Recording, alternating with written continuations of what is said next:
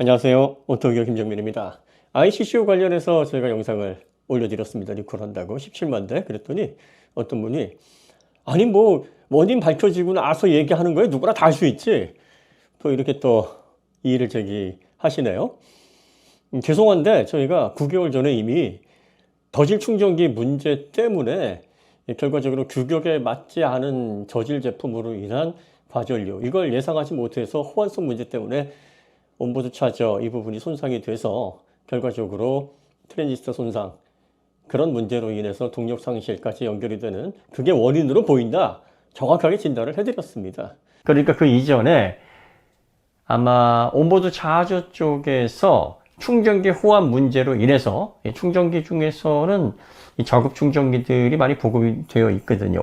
완속 충전기 중에서. 그래서 아마 이 호환성 문제가 완벽하게 잡히지 않은 상황에서 문제가 있는 충전기에 물렸을 경우에 온보드 차저 쪽으로 인해서 발생하는 노이즈로 인해서 SIC, 파워 모듈 쪽의 SIC의 손상이 주 원인이 아니었는가 이렇게 예상이 되고 있는 건데 그때는 단순히 예상이었고 사실 장진정님하고 저희가 개인적으로 여러 가지 토의를 좀 했었어요. 그래서 충전 모듈이라는 게 로직이 생각보다 간단한데 결과적으로 KC61851 규정을 제대로 준수하지 못한 업체들에 의해서 저질 충전기들이 양산이 되고 이 저질 충전기들이 왜 퍼지냐면 인증을 받아야지만 사업권을 내주고 판매를 할 수 있도록 허가가 나는데 이 인증서를 조작하는 일이 비일비재하게 업계에서 일어나고 있습니다. 여러분들이 다이아트에서 제가 그 예를 들었던 거에 바로 그거예요. 시험 성적서가 공인된 업체에서 나오면 그걸 실사를 하거나 일일이 다 확인하지 않고 그 시험 성적서, 공신력이 있다라고 하는 성적서대로 그냥 허가를 내줍니다. 그러니까 그걸 업체 측에서 어떻게 조작을 했는지는 모르죠. 또 어떤 업체가 조작을 했는지도 모르는 문제인데 어쨌든 그렇게 해서 규격에 맞지 않는 그런 충전기들이 시중에 퍼져 있고 그걸로 인해서 데미지를 입게 되면 ICC와 같은 그런 충전 장치들은 내부에 데미지를 입어서 고장을 일으키는 원인이 됩니다. 뭐든지 이 과전류가 사실 이런 충전 모듈을 망가뜨리는 가장 주된 이유이고 그래서 사실 원인 몇 가지가 없어요. 이 충전 모듈은. 그래서 저희가 그렇게 예상을 해드렸던 거고 결론도 그렇게 동일하게 났습니다. 결과적으로 정확하게 인증을 필요하지 않은 그런 충전기들에 의해서 통신 오류 시 이게 전류가 차단이 돼야 되는데 차단이 되지 않고 계속 과전류가 입력이 되고 이걸 통해서 이제 칩셋이 고장으로 연결되는 이런 연쇄작용이 벌어지게 되는 거죠. 자, 그 다음에 이제 완속 충전기를 예를 들어서 말씀을 드렸는데 완속 충전기만 규정에 미달된 제품들이 많은 게 아니에요. 사실 완속 충전기 사업자들이 더 영세하고 완속 충전기가 규정 미달 제품들일 확률이 더 높아서 완속 충전기를 많이 말씀을 드렸는데 이 완속 충전기와 급속 충전기를 같이 만들어서 공급하는 업체들도 꽤 있습니다. 이런 업체들 가운데서 완속이 만약에 KC61851 규정을 맞추지 않은 그런 제품이라 그러면 급속도 당연히 그 규정을 준수하지 않았을 확률이 높죠.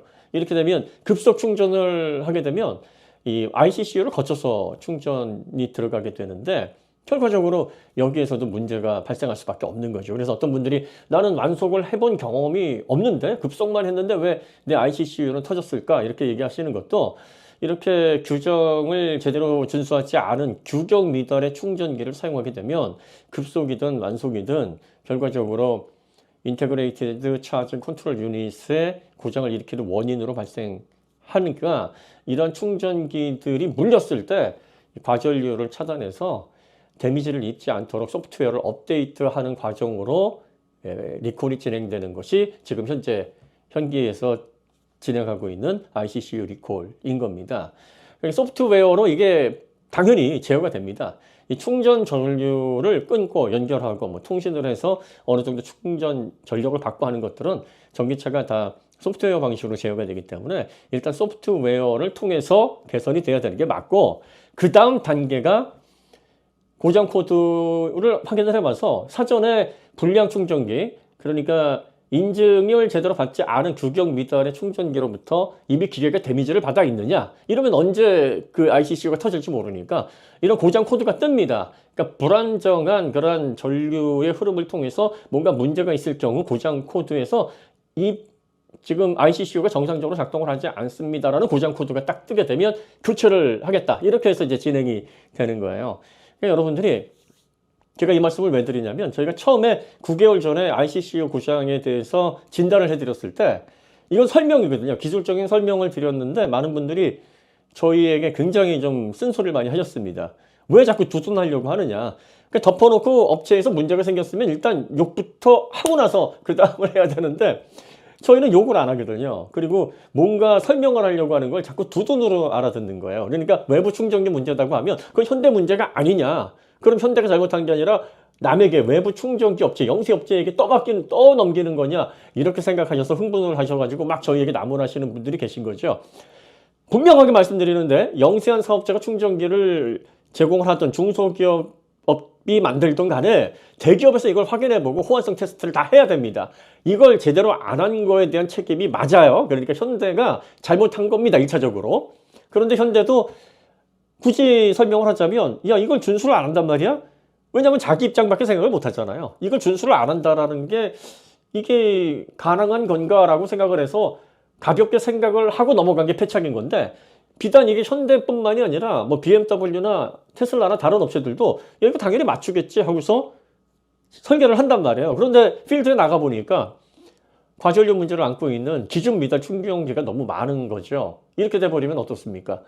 이걸 사후에 해결을 해야 되는데 도대체 얼마만큼 어떤 충전기가 어떻게 통신 오류를 일으켜서 과전류 문제를 일으키는지 어떤 패턴으로 그럼 이걸 어떤 식으로 차단을 해서 보호를 해야 되는지 이런 것들에 대한 전반적인 조사가 이루어져야 되니까 굉장히 이거 대조해서 문제를 알아내기 위한 그러한 단계까지 이르는데 많은 시간이 소요가 된다. 그래서 저와 장진영 님이 토의를 하면서 야 이거 금방 알아낼 수 있을까? 개선품이 여러 번 나와야 이게 해결될 문제 같은데 야 이거 빨리 해결하기 어려울 텐데 문제는 간단한데 너무나 패턴이 많아서 쉽게 알아낼 수 없을 텐데 라고 했는데 저희가 예상했던 것보다 그래도 빨리 알아내서 리콜을 때린 거예요.